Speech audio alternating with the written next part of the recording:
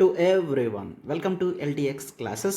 మనం రెగ్యులర్గా prelims current affairs 2023 different modules అనేవి చేయడం జరుగుతుంది. దాంట్లో భాగంగా పాలిటీ ఇంపార్టెంట్ కరెంట్ అఫైర్స్ అని నేను డీల్ చేస్తున్నాను, రైట్? సో కాన్సన్ట్రేటింగ్గా 23 ప్రిలిమ్స్ వరకు కూడా మీరు రెగ్యులర్గా ట్యూనే క్లాసెస్ అనేవి జాగ్రత్తగా వినండి. ఇంపార్టెంట్ కాన్సెప్ట్స్ని కాన్సెప్చువల్ క్లారిటీగా మీరు నేర్చుకుంటూ ఎగ్జామ్ని ఈజీగా క్రాక్ చేయగలరన్నమాట, రైట్? అయితే ఈరోజు మనం ఆర్టికల్ 6, 7 అనేది చూద్దాం. చూడండి, one article is related to ad hoc judges. Clear? Ad hoc judges, ఒక హైకోర్టులో అడ్హాక్ జడ్జ్ని ఏ విధంగా అపాయింట్ చేస్తారు అనేది క్లియర్గా చూద్దాం. అండ్ అది ఎందుకు కరెంట్ అఫైర్స్లో కూడా ఉంది అనేది చూద్దాం. And next one, there is something related to the vacation of courts. చాలామందికి డౌట్ ఉంటుంది ఈ టాపిక్లో, and vacation of courts. Clear? So మనం ఈ కాన్సెప్ట్ మీద క్లారిటీగా నేర్చుకుందాము. అయితే ఎందుకంటే ప్రతిసారి కూడా జ్యుడిషియరీకి సంబంధించిన క్వశ్చన్స్ అనేవి 1 or 2 ఎవ్రీ ఇయర్ ప్రిలిమ్స్లో అపేర్ అవుతాయి, రైట్? అయితే ఆఫెన్ ఇంపార్టెంట్ కాన్సెప్ట్స్ని ఇంతవరకు యూపీఎస్సి కాన్సన్ట్రేషన్ చేయడం జరిగింది. ఇక మీద వచ్చే ఎగ్జామ్స్లో వాడు కాస్త టఫ్ చేసే విధంగా ఉన్నాయి అంటే క్వశ్చన్స్ అనేవి వీటి మీద ఫ్రేమ్ అవ్వచ్చు. సో మై మీనింగ్ ఈజ్, ఇంతవరకు యూపీఎస్సి వాడు జ్యుడిషియరీలో ఈ ఏరియాస్ని టచ్ చేయలేదు. లాస్ట్ ఇయర్ మనం చూస్తే రిగార్డింగ్ అడ్వకేట్స్ గురించి అడగడం జరిగింది. Clear? And police custody, judicial custody లాంటివి అడుగుతున్నారు. అంటే ఇంతవరకు ఏ పార్ట్స్ని అయితే టచ్ చేయలేదో యూపీఎస్సి వాడు వాటి మీద కాన్సన్ట్రేషన్ చేస్తున్నాడు. సో అందుకని ఈ టాపిక్స్ మీద క్లారిటీ అనేది మనకి చాలా ఇంపార్టెంట్. క్లియర్? అడ్హాక్ జడ్జెస్ అంటే ఏంటి, ఏ విధంగా అపాయింట్ చేస్తారు, కాన్స్టిట్యూషన్ ఏదైనా చెప్తుందా, ప్రొసీజర్ ఏమున్నది అంతా కూడా చూద్దాం. అండ్ వెకేషన్ ఆఫ్ కోర్ట్స్ కూడా one of the important topics. Clear? ఈ రెండింటి మీద పూర్తి నాలెడ్జ్ అనేది ఈరోజు క్లాస్లో మనం తెచ్చుకుందాం, రైట్? సో క్లాస్ డీల్ చేస్తుంది దిస్ ఈజ్ శ్రీనివాస్. సో ఇంకెందుకు లేట్, క్లాస్లోకి వెళ్దాం. చూడండి అమ్మా.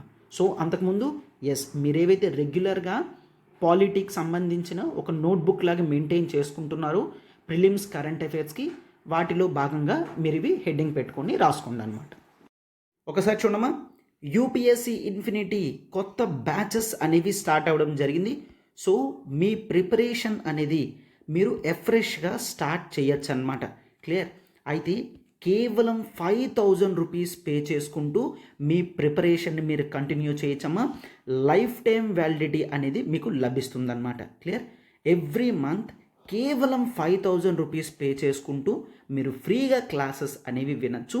అయితే మీరు ఇక్కడ ఆన్లైన్ అనుకుంటే 60,000 రూపీస్ ఫీజమ్మా. ఆఫ్లైన్ మనకి హైదరాబాద్ అండ్ విశాఖపట్నంలో బ్రాంచెస్ ఉన్నాయి, 70,000 రూపీస్ అనమాట. అయితే మీరు ఫ్రీ డెమోకి కూడా అటెండ్ అవ్వగలరు. ఆఫ్లైన్ క్లాసెస్కి డెమోకి అటెండ్ అయ్యి క్లాస్ మీరు చూసిన తర్వాత జాయిన్ అవ్వచ్చు అనమాట. క్లియర్? సో అయితే ఈ ఆఫర్ అనేది, ఈఎంఐ ఆఫర్ అనేది 15th ఏప్రిల్ వరకు మాత్రమే ఉంది. సో చాలా జాగ్రత్తగా మీరు అబ్జర్వ్ చేసి క్లాసెస్లో జాయిన్ అవ్వండమ్మా, రైట్? సో ఈ నెంబర్ చూడండి, 7893899553. ఈ నెంబర్కి మీరు కాల్ చేయొచ్చు ఎంక్వైరీస్కి. క్లియర్? ఆఫ్లైన్ జాయిన్ అయితే ఆన్లైన్ యొక్క మెటీరియల్స్ అన్నీ కూడా మీకు కాంప్లిమెంట్గా ఇవ్వడం అనేది జరుగుతుందన్నమాట, రైట్? సో మీకు ఏ డౌట్ ఉన్నా ఈ నెంబర్కి ఒక్కసారి కాల్ చేయండి అమ్మా. మరొకటి చూడమ్మా, యూపీఎస్సి ఇన్ఫినిటీ ఒకవేళ మీరు వర్కింగ్ ప్రొఫెషనల్ అయితే ఎవ్రీడే ఆఫీస్కి వెళ్తూ కూడా మీ ప్రిపరేషన్ని మీరు కంటిన్యూ చేయొచ్చు. సో ఎక్స్క్లూజివ్ వర్కింగ్ ప్రొఫెషనల్స్కే ఒకవేళ మీరు ఆఫ్లైన్ హైదరాబాద్లో ప్రిపేర్ అవ్వాలి అనుకుంటే మీకంటూ సెపరేట్ ప్రోగ్రామ్ అనేది రన్ చేయడం జరుగుతుంది on Saturdays and Sundays. Clear? Monday to Friday మీరు బిజీ ఉన్నప్పటికీ సాటర్డేస్ సండేలో మీరు క్లాస్కి వచ్చి కోచింగ్ తీసుకోవచ్చు అనమాట. క్లియర్? కేవలం 5,000 పర్ మంత్ కడుతూ మీరు జాయిన్ అవ్వచ్చమ్మా. 5,000 పర్ మంత్ కడుతూ మీ ప్రిపరేషన్ మీరు స్టార్ట్ చేయొచ్చు. Fee 60,000 only. But fee validity చూడమ్మా, ఇలా 5,000 పర్ మంత్ కడుతూ మీరు కేవలం ఈ 15th ఏప్రిల్ వరకు మాత్రమే జాయిన్ అవ్వగలరు అనమాట. అయితే కోర్స్ లైఫ్ టైం వ్యాలిడిటీ అనేది మనం ప్రొవైడ్ చేస్తాం. మెయిన్ మీకు లైఫ్ టైం వ్యాలిడిటీ ఉండడం అనేది మోస్ట్ ఇంపార్టెంట్ కాబట్టి లైఫ్ టైం వ్యాలిడిటీ ప్రొవైడ్ చేయడం జరుగుతుంది. మీకు ఇంకే ఎంక్వైరీస్ ఉన్నాయి నెంబర్ చూడండి 7893899553. ప్రత్యూష మ్యామ్కి కాల్ చేసి మీ ఎంక్వైరీస్ అన్నిటిని రిజాల్వ్ చేసుకోండి. Right. So first thing first, ad hoc judges గురించి చూసే ముందు ఒకసారి ఇది కరెంట్ అఫైర్స్లో ఎందుకు ఉందో ఒకసారి చూడండి. There is one NGO that is called, అది ఒక ఎన్జిఓ అన్నమాట. ఇట్స్ నేమ్ ఈజ్ లోక్ ప్రహారీ అన్న ఎన్జిఓ రీసెంట్లీ సుప్రీంకోర్టులో కేసు అనేది ఫైల్ చేసింది. దేని గురించి? అడ్హాక్ జడ్జెస్ యొక్క అపాయింట్మెంట్ ప్రాసెస్ ఏదైతే ఉందో అది చాలా టఫ్గా ఉంది, చాలా కాంప్లెక్స్గా ఉంది, దాన్ని సింప్లిఫై చెయ్యండి అని ఒక కేస్ అనేది, ఒక సూట్ అనేది సుప్రీంకోర్టులో ఫైల్ చేయడం అనేది జరిగిందనమాట. సో అందుకనే ఇష్యూ మనం అంత క్లియర్గా చూడాల్సిన అవసరం అనేది ఉంది. రైట్. సో ఇప్పుడు it is the ad hoc judges. అయితే ఈ టర్మ్ మీరు అబ్జర్వ్ చేసినట్టయితే అడ్హాక్ అంటే ఏంటి? అడ్హాక్ అంటే which is not permanent. Clear?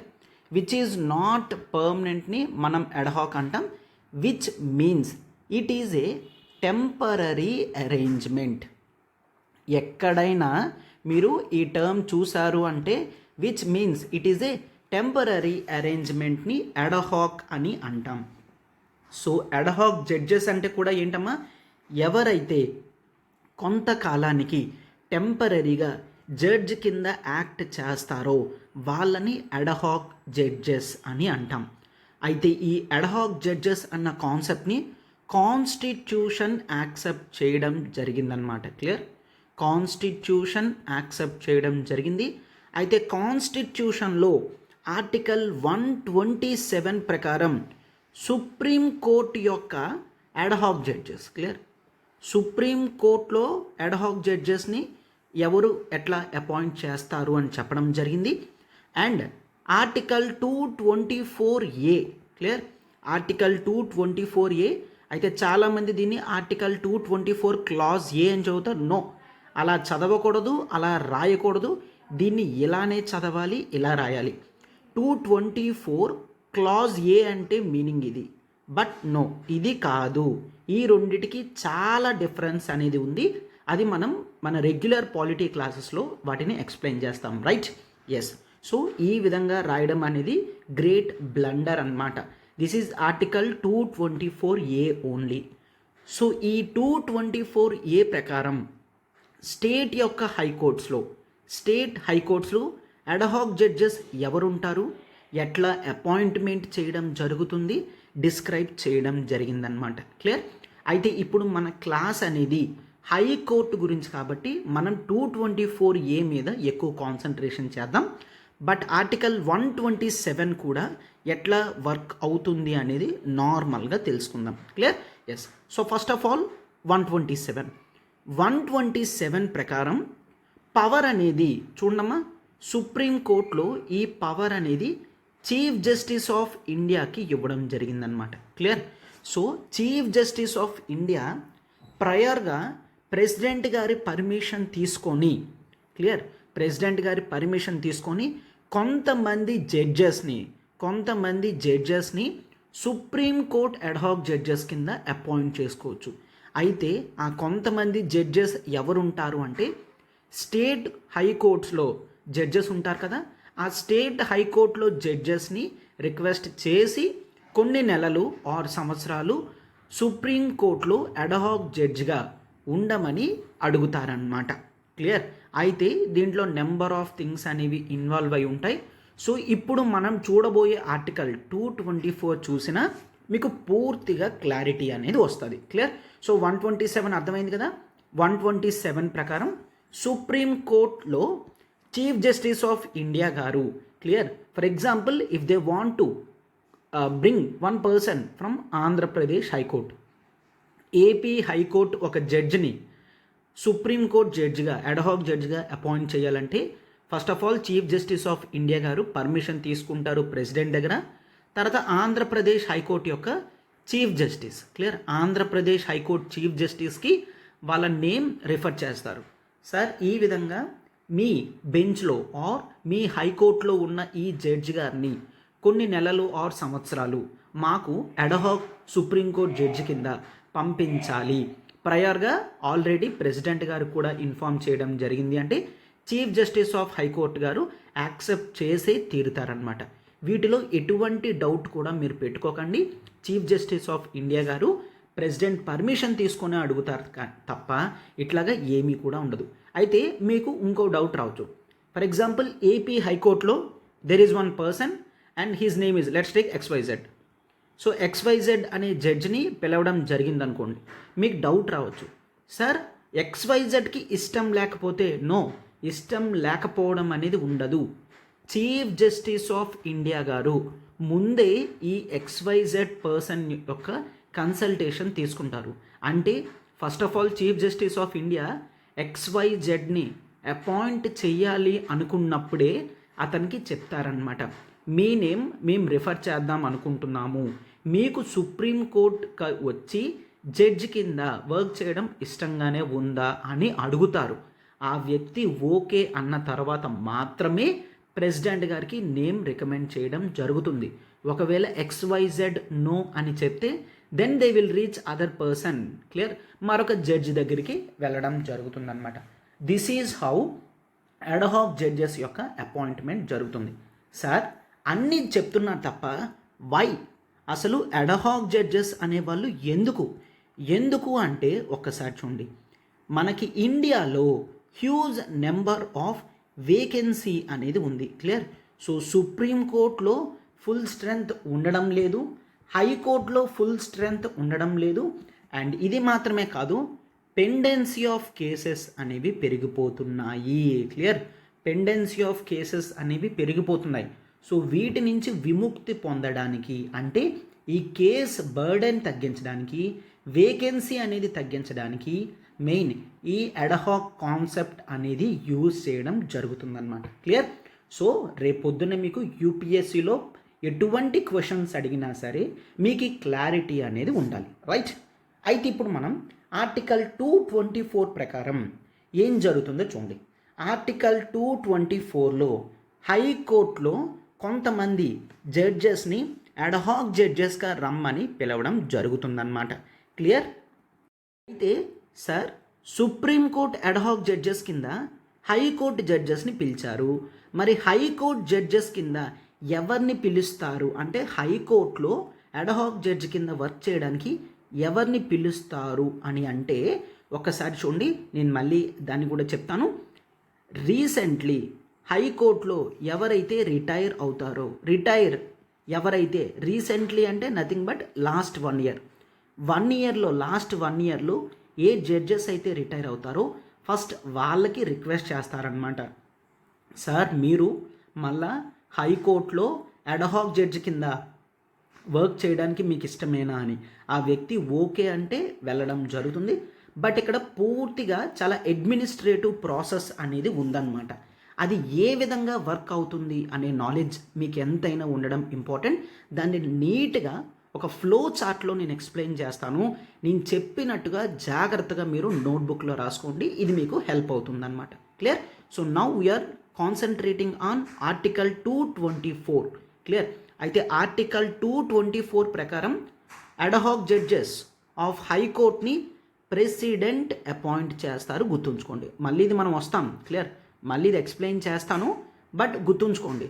Article 224 ఏ ప్రకారం హైకోర్టులో అడ్హాక్ జడ్జెస్ని ప్రెసిడెంట్ అపాయింట్ చేయడం జరుగుతుంది. ఎందుకంటే ఆర్టికల్ 127లో సుప్రీంకోర్టులో అడ్హాక్ జడ్జెస్ని చీఫ్ జస్టిస్ ఆఫ్ ఇండియా గారు చేస్తారు కాబట్టి, క్లియర్. సో క్లియర్గా ఉంది కదమ్మా. 224A ప్రకారం appointment is done by the president, clear. Yes, ఆ ప్రాసెస్ ఎలా జరుగుతుంది అనేది ఒక ఫ్లో చార్ట్లో చూడమ్మా. ఆల్రెడీ నేను చెప్పాను, ఎప్పుడైతే ఒక స్టేట్లో అంటే ఒక హైకోర్టు, ఫర్ ఎగ్జాంపుల్ ఆంధ్రప్రదేశ్ ఉంది, ఆంధ్రప్రదేశ్లో హైకోర్టులో లెట్స్ టేక్ ఒక 25 జడ్జెస్ ఉండాలి అనుకోండి, కేవలం 16 మాత్రమే ఉన్నారు. సో వేకెన్సీ అనేది ఉంది, క్లియర్. ఇట్లా వేకెన్సీ ఏర్పడినప్పుడు ఆర్ పెండెన్సీ ఆఫ్ కేసెస్ చాలా ఎక్కువైపోతున్నాయి, వాటికి ఫుల్ స్టాప్ పెట్టాలి అంటే కొంతమంది ఎడ్హాక్ జడ్జెస్ కావాలి అని అనుకుంటారు కదా. ఎస్, సో ఎప్పుడైతే ఇట్లా వస్తుందో అప్పుడు ఎవరు ఫస్ట్ స్టార్ట్ చేస్తారమ్మా? The chief justice of high court, chief justice of respective high court, chief justice of high court respective high court వాళ్ళు ఫస్ట్ ఇతను ఒక ప్యానల్ ఏర్పాటు చేయడం జరుగుతుంది. ఈ ప్యానల్లో ఎవరు ఉంటారంటే senior most judge of that court. Clear? ఈ ప్యానల్లో senior most judges of that court ఉంటారు. క్లియర్? అయితే వీళ్ళు ఏం చేస్తారు? They will choose the persons. Clear? They will choose the persons. Clear? ఎవరైతే రీసెంట్గా లాస్ట్ 1 ఇయర్లో రిటైర్ అవ్వడం జరుగుతుందో అట్లాంటి వాళ్ళని మ్యాక్సిమం పిలవడం జరుగుతుందన్నమాట. క్లియర్?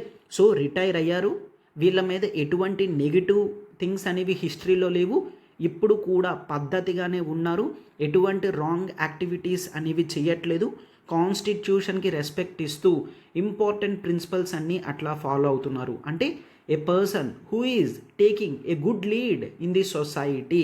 క్లియర్? ఆల్రెడీ జడ్జ్ కింద వర్క్ చేసిన ఎక్స్పీరియన్స్ ఉంది, ఇప్పటికీ దాని యొక్క స్టేచర్ని మెయింటైన్ చేస్తున్నారు. అటువంటి పర్సన్స్ని సెలెక్ట్ చేయడం జరుగుతుందన్నమాట. ఎవరు? చీఫ్ జస్టిస్ ఆఫ్ హైకోర్ట్ ఒక ప్యానల్ని స్టార్ట్ చేసి వాళ్ళందరూ కలిపి పర్సన్స్ని సెలెక్ట్ చేస్తారు. పర్సన్స్ని సెలెక్ట్ చేసి వాళ్ళకి ముందుగా ఇంటిమేట్ చేస్తారనమాట. క్లియర్? వాళ్ళకి ముందుగా ఇంటిమేట్ చేస్తారు, మీ నేమ్స్ అనేవి పంపిస్తున్నాము, ఒకవేళ మీలో ఎవరికైనా ఇట్లా చెయ్యాలి అని ఫైనల్ ఆర్డర్ వచ్చింది అంటే చేస్తారా, చేసే ఇంట్రెస్ట్ ఉందా అని ముందుగానే అడుగుతారు. ఒకవేళ వీళ్ళందరూ కూడా ఓకే అన్నారు అంటే క్లియర్, ఈ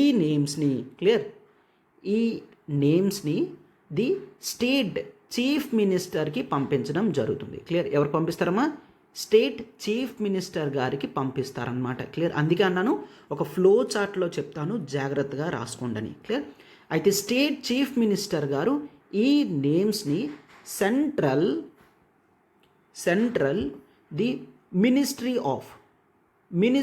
of law and justice which means central law ministry గారికి పంపించడం జరుగుతుంది. క్లియర్? సెంట్రల్ లా మినిస్ట్రీ గారికి పంపించడం జరుగుతుంది. అయితే ఈ నేమ్ని central ministry of law and justice ఎవరైతే ఉన్నారో ఇతను వెంటనే ఈ నేమ్ని ఎవరికి పంపిస్తారు? ఎస్, ఒక side the chief justice of India. Clear?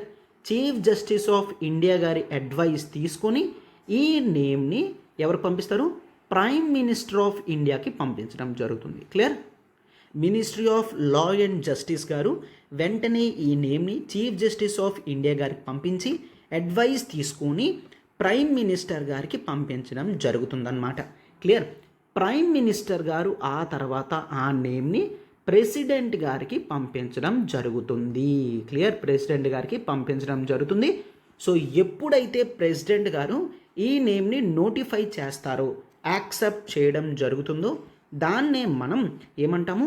The appointment process అని అంటాం. క్లియర్? అంటే అపాయింట్మెంట్ అయిపోయినట్టు అనమాట. క్లియర్? అపాయింట్మెంట్ అయిపోయినట్టు. ప్రెసిడెంట్ అసెంట్ అంటే తన యొక్క సంతకం పెట్టి యాక్సెప్ట్ చేసినట్లయితే వెంటనే ది లా మినిస్ట్రీ యొక్క సెక్రటరీ ఎవరైతే ఉన్నారో అతను ఒక అఫీషియల్ నోట్ని స్టేట్ చీఫ్ మినిస్టర్కి పంపించడం జరుగుతుందన్నమాట. క్లియర్? సో మెయిన్లీ వాళ్ళు ministry of law and justice ఉన్నారు కదా, దీని కింద సెక్రటరీ అంటే ఐఏఎస్ ఆఫీసర్స్ ఉంటారు కదమ్మా, joint secretaries, principal secretaries. Clear? ఆ సెక్రటరీ టు లా మినిస్ట్రీ ఇతను చీఫ్ మినిస్టర్కి అఫీషియల్ లెటర్ పంపిస్తారు. ఏంటి? ఆ వ్యక్తిని ఇట్లా అపాయింట్ చేయడానికి యాక్సెప్ట్ చేశారు అని చెప్పిన వెంటనే చీఫ్ మినిస్టర్ గారు స్టేట్లో అఫీషియల్ గజెట్ అనేది ఇష్యూ చేస్తారనమాట. ఏంటి? సో అండ్ సో వ్యక్తి ఎవరైతే ఇట్లాగా రిటైర్ అయ్యారో ఆ వ్యక్తి మళ్ళా ఇప్పుడు అడ్హాక్ జడ్జి కింద వర్క్ చేస్తారు స్టేట్ హైకోర్టులో అని ఇట్లా అఫీషియల్ గజెట్ నోటిఫికేషన్ ఇవ్వడం జరుగుతుంది. క్లియర్? సో ఈ టోటల్ కాన్సెప్ట్ అంతా కూడా చాలా ఇంపార్టెంట్ అన్నమాట. క్లియర్? ఒకసారి చెప్తాను చూడమ్మా.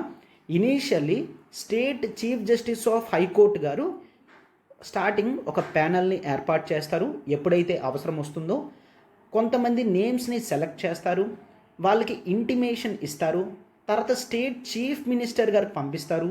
స్టేట్ చీఫ్ మినిస్టర్ గారు ఆ నేమ్ని సెంట్రల్ లా మినిస్ట్రీ గారికి పంపించడం జరుగుతుంది. అతను చీఫ్ జస్టిస్ ఆఫ్ ఇండియా గారికి ఒకసారి చూపిస్తారనమాట.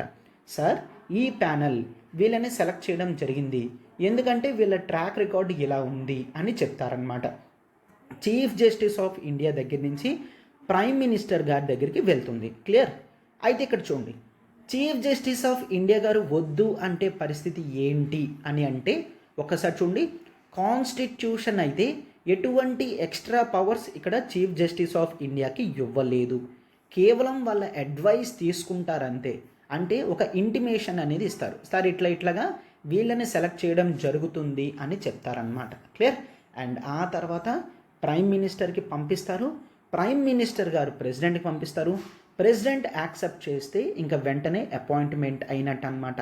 అది అఫీషియల్గా ఎలా ట్రాన్స్ఫర్ అవుతుందంటే, సెక్రటరీ టు లా మినిస్ట్రీ వాళ్ళు స్టేట్ చీఫ్ మినిస్టర్కి ఇన్ఫామ్ చేస్తే స్టేట్ చీఫ్ మినిస్టర్ గారు అఫీషియల్ గజెట్ నోటిఫికేషన్ అనేది ఇవ్వడం జరుగుతుందన్నమాట. Clear? So this is very important. అందుకే నేను ఆల్రెడీ చెప్పాను, ఆర్టికల్ 224A ప్రకారం చెప్పాను, the ad hoc judges to high court are appointed by the president అని. క్లియర్? ఇప్పుడు అర్థమైంది కదమ్మా ఎందుకు బై ది ప్రెసిడెంట్ అంటాం. బట్ ఇలా ప్రెసిడెంట్ అపాయింట్ చేసే ముందు ఇంత అడ్మినిస్ట్రేటివ్ ప్రొసీజర్ అనేది జరుగుతుంది. అయితే చాలామందికి వీటి మీద క్లారిటీ అనేది ఉండదు. యూపీఎస్సీ వాడు వీటి మీద క్వశ్చన్స్ అడిగే ఛాన్సెస్ ఉంటాయన్నమాట. అందుకే కాన్సెప్చువల్ క్లారిటీ గురించి మనం ఈ ప్రాసెస్ అంతా కూడా తెలుసుకోవాల్సిన అవసరం అనేది ఉంది. Clear? So this is all about the issue అనమాట. అయితే ఇట్లా అయిన వ్యక్తి అపాయింట్మెంట్ అవుతారు. అయితే వాళ్ళు ఎన్ని సంవత్సరాలు ఉంటారంటే ఆర్టికల్ 224A చెప్తుంది, that is up to 2 years. Clear? ఇంత ప్రాసెస్ జరిగిన తర్వాత కూడా వీళ్ళు ఎన్ని సంవత్సరాలు ఉంటారంటే కేవలం 2 years. 2 years అయిన తర్వాత వాళ్ళు స్టెప్ డౌన్ అయిపోవాలి. మళ్ళీ కావాలనుకుంటే మళ్ళీ ప్యానల్ ఏర్పాటు చేసి మళ్ళీ కావాలంటే సేమ్ వ్యక్తిని కూడా మళ్ళీ రెండోసారి మూడోసారి అయినా అడ్హాక్ జడ్జి కింద అపాయింట్మెంట్ చేసే ప్రాసెస్ ఉందన్నమాట. క్లియర్? ఎటువంటి స్టాప్స్ అంటే కేవలం ఒకసారి చేయాలి, 2 సార్లే చేయాలని ఏ విధమైన ప్రాసెస్ కూడా అట్లాగా ఆపేయడం అనేది లేదు. రైట్? సో కాన్సెప్చువల్ క్లారిటీ అనేది పూర్తిగా వచ్చింది కదమ్మా. ఈ నాలెడ్జ్ అంతా చాలా జాగ్రత్తగా మీరు స్టోర్ చేసుకోండి.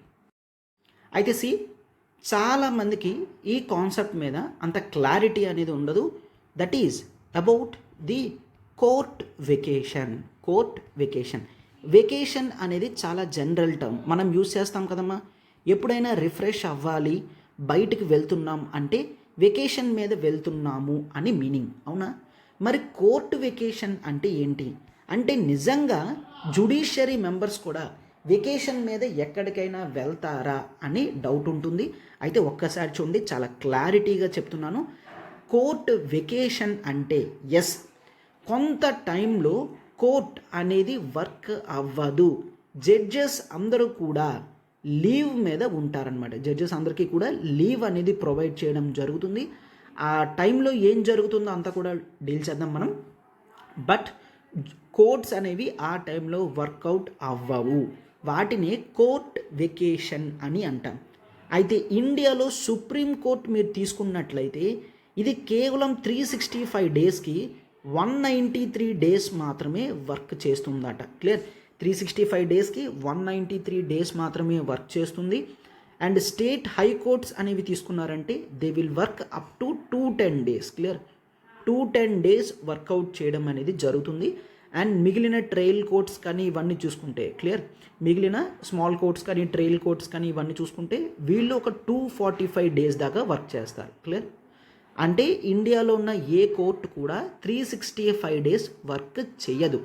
అయితే మీకు డౌట్ రావచ్చు, సార్ ఇంత ఇంపార్టెంట్ జ్యుడిషియరీ బాడీ లీవ్లో ఉంటే ఎలాగా అని. ఎస్, అయితే చూడండి, చాలామంది ఎవరైతే ఈ కోర్ట్ వెకేషన్కి సపోర్ట్ చేస్తారో వాళ్ళు ఒకటే చెప్తారు, ఏంటంటే జడ్జెస్ వాళ్ళకి రెగ్యులర్గా లీవ్స్ అనేవి దొరకవు, వీళ్ళు చేసే వర్క్ అనేది చాలా క్రెడిబిలిటీతోని చాలా నాలెడ్జ్ ఉపయోగించి చేయాల్సిన అవసరం అనేది ఉంది.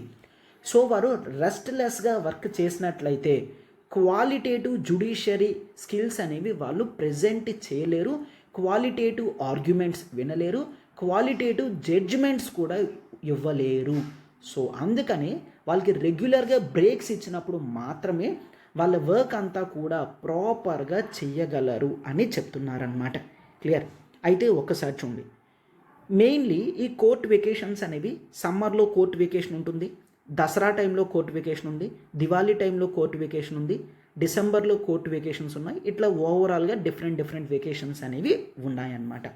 అయితే ఇంతవరకు కూడా ఏం జరిగేది అంటే ఈ కోర్టు వెకేషన్లో చాలా వరకు చీఫ్ జస్టిస్ ఆఫ్ ఇండియా గారు ఒక 2 to 3 జడ్జెస్ 2 to 3 జడ్జెస్ యొక్క ప్రెజెన్స్ అనేది ఉంచేవారు అనమాట. క్లియర్? సో ఇలా కోర్టు వెకేషన్ టైంలో వర్క్ చేసే ఈ జడ్జెస్ని మనం వెకేషన్ బెంచ్ అని అంటాము. క్లియర్? వెకేషన్ బెంచ్ అని అంటాం. ఒక 2 to 3 జడ్జెస్ ఒక బెంచ్లా ఏర్పాటై కూర్చొని important and very necessary, clear, important and very necessary చాలా ఎమర్జెన్సీ కేసెస్ని ఈ వెకేషన్ బెంచ్ ముందు పెడతారనమాట. క్లియర్? 2 to 3 జడ్జెస్ని ఇట్లా అర్జెంట్ కేసెస్ ఏవైతే ఉన్నాయో వినడానికి వెకేషన్ బెంచ్ అనేది పెడతారు. సార్ అయితే వీళ్ళు వేరే ఆఫీసర్స్ అంటే నో, ఆల్రెడీ జడ్జెసే. సార్ మరి వీళ్ళకి వెకేషన్ ఇవ్వరా అంటే ఇస్తారు. రిమైనింగ్ మెంబర్స్ అందరూ వచ్చిన తర్వాత ఈ బెంచ్లో ఎవరైతే కూర్చుంటారో వాళ్ళకి లీవ్స్ అనేవి శాంక్షన్ చేయడం జరుగుతుందన్నమాట. క్లియర్? సో ఈ విధంగా court vacation and vacation benches అనేవి జనరల్లీ రన్ అవుతాయి. అయితే recently supreme court chief justice of India గారు క్లియర్గా చెప్పారనమాట, ఇక మీదటి నుంచి వెకేషన్ అంటే పూర్తిగా వెకేషనే, ఎటువంటి వెకేషన్ బెంచ్ కూడా మేము ఉంచము అని చెప్తున్నారనమాట. క్లియర్? జడ్జెస్ అందరికీ కూడా లీవ్ అనేది ఉండాలి, అప్పుడే క్వాలిటేటివ్ జడ్జిమెంట్స్ అనేది మేము ఇవ్వగలం. రెస్ట్లెస్ అయితే పూర్తి వర్క్ చేసుకుంటూ ఉండలేము. సో అందుకనే ప్రతి ఒక్క జడ్జికి కూడా వెకేషన్ అనేది మోస్ట్ ఇంపార్టెంట్ అని చెప్పడం జరిగింది. అయితే మీకు డౌట్ రావచ్చు, సార్ మరి ఆ టైంలో ఇంపార్టెంట్ అండ్ నెససరీ ఇష్యూస్ వినడానికి ఎవరు ఉంటారు? ఎస్, సో దానికి చీఫ్ జస్టిస్ ఆఫ్ ఇండియా గారు చెప్తున్నారనమాట, we shall provide a vacation officer. ఒక వెకేషన్ ఆఫీసర్ని అపాయింట్ చేయడం జరుగుతుందన్నమాట. He is not a judge, he is the supreme court registry. Clear? అంటే నార్మల్గా సుప్రీంకోర్టుకి కేసెస్ వస్తాయి కదా, వాటన్నిటినీ ఫైల్ చేసే ఒక రిజిస్ట్రీ అన్నమాట. ఒక నార్మల్ సుప్రీంకోర్టు రిజిస్ట్రీని ఒక వెకేషన్ ఆఫీసర్ కింద పెట్టడం అనేది జరుగుతుంది. So some urgent reliefs like bail కానీ ఇట్లాంటివి ఏవైనా ఇష్యూస్ కావాలనుకున్నా సరే ఇతన్ని మీరు సంప్రదించవచ్చు. క్లియర్? ఇతను పెద్ద పెద్ద కేసెస్ మీద కూర్చొని జడ్జిమెంట్స్ ఇవ్వరు, కానీ ఫర్ ఎగ్జాంపుల్ ఏదైనా బెయిల్ కావాలి, ఇన్ టర్మ్ రిలీఫ్ కావాలి వెకేషన్ బెంచ్లో, but this is very necessary అనుకుంటే ఈ రిజిస్ట్రీ ఆఫ్ సుప్రీం కోర్ట్ ఎవరైతే వెకేషన్ ఆఫీసర్ కింద వర్క్ చేస్తారో అతను ఏదైతే చెప్తారో అదే జరుగుతుంది అని చెప్పడం జరిగిందనమాట. అయితే మీకు మరొక డౌట్ కూడా ఉండొచ్చు, ఈ కోర్టు వెకేషన్ అన్న కాన్సెప్ట్ కేవలం ఇండియాలోనేదా సార్ అంటే నో, ఈవెన్ అమెరికాలో కూడా కోర్టు వాళ్ళు 100 to 150 డేసే చేస్తున్నారు. అంటే అమెరికన్ కోర్ట్స్తో చూసుకుంటే ఇండియన్ కోర్ట్స్ అనేవి ఎక్కువ డేసే వర్క్ చేస్తున్నాయి. ఈవెన్ యునైటెడ్ కింగ్డమ్స్ యొక్క కోర్ట్స్ తీసుకున్నా వాళ్ళు హార్డ్లీ 180 to 190 డేస్ మాత్రమే కూర్చుంటున్నారు. విచ్ మీన్స్ ఇట్లా ఓవరాల్గా చూసుకుంటే వరల్డ్ అంతట్లో కూడా జడ్జెస్ అనేవాళ్ళు 365 డేస్ కూర్చొని వర్క్ చేయరు, వాళ్ళకంటూ రిలీఫ్ అనేది ఇవ్వడం జరుగుతుందన్నమాట. క్లియర్? అయితే value addition or what we can recommend ఏంటి అంటే, ఎస్ జడ్జెస్కి వెకేషన్ అనేది మోస్ట్ ఇంపార్టెంటే, మనం దానికి యాక్సెప్ట్ చేయాలి. అయితే ఈవెన్ వెకేషన్ టైంలో ఎక్స్ట్రా బెంచెస్ అనేవి మెయింటైన్ చేసి ఇంపార్టెంట్ జడ్జిమెంట్స్ ఇవ్వడం ఆర్ డీల్ చేయడం కూడా చాలా ఇంపార్టెంట్గా మనం చూడాలన్నమాట. క్లియర్? అంటే ఎక్కువ మందిని అపాయింట్మెంట్ చేసుకొని, క్లియర్, సో ఎవరైతే రిలీఫ్లో ఉంటారో ఆ టైంలో వీళ్ళని వర్క్ చేయమని, వాళ్ళు వర్క్లోకి వచ్చిన తర్వాత వీళ్ళకి రిలీఫ్ ఇస్తూ ఆల్టర్నేటివ్గా చేస్తేనే మనకి పూర్తిగా వర్క్ అవుతుంది అని మనం రికమెండ్ కూడా చేయగలం. Clear? Yes, so this is all about the issue అనమాట. అయితే క్లాస్ అంతా విన్నారు కదమ్మా. Clear? And this is a complete free initiative that we have launched and we greatly appraise your appreciation. Clear? So అయితే మీ appreciation మాకు మీరు పెట్టే లైక్స్లోనే కామెంట్స్లోనే మేము చాలా హ్యాపీగా ఫీల్ అవుతాం. అండ్ నెంబర్ ఆఫ్ వీడియోస్ అనేవి తీసుకొని రావడానికి మరింత హార్డ్ వర్క్ చేసి మీకు మరింత మంచి ఆర్టికల్స్ అనేవి ప్రొవైడ్ చేయడానికి మాకు ఒక సపోర్టింగ్ బూస్టర్లా ఉంటుందన్నమాట. క్లియర్? సో మీరు వీడియోని లైక్ చేయండి, మీ ఫ్రెండ్స్కి షేర్ చేయండి and do comment also. Thank you. ఇక్కడ ఒకసారి చూడమ్మా, the ultimate current affairs for UPSC అనేది మనం చాలా టెక్నికల్గా డీటెయిల్డ్గా డిజైన్ చేయడం జరిగింది. లైఫ్ టైం వ్యాలిడిటీ అనేది మీకు ప్రొవైడ్ చేస్తున్నామమ్మా. కాంప్రహెన్సివ్ కవరేజ్ మీరు చూసినట్లయితే డౌన్ టు ఎర్త్ కవర్ అవుతుంది, ద హిందూ కవర్ అవుతుంది, ఇండియన్ ఎక్స్ప్రెస్ ఆర్టికల్స్ కవర్ అవుతాయి, the PIB articles, Yojana Kurukshetra అన్నీ డిజైన్ చేసి కవర్ చేసే విధంగా మనం చూస్తున్నాం అనమాట. ఫీజు అయితే 10,000 కోర్స్ అనేది కేవలం 6,000కే తీసుకొని రావడం జరిగింది. అయితే there is an option in paying EMI also. Clear? కావాలనుకుంటే మీరు 2,000 పర్ మంత్ కూడా పే చేస్తూ రావచ్చు. అయితే 15th ఏప్రిల్ వరకే లాస్ట్ డేట్ అమ్మా. 15th ఏప్రిల్ తర్వాత మీకు ఫీజు అనేది పెరుగుతుంది. మీకు ఏ డౌట్స్ ఉన్నా ఇక్కడ ఈ నెంబర్కి కాల్ చేయగలరు. 78938999553. రైట్?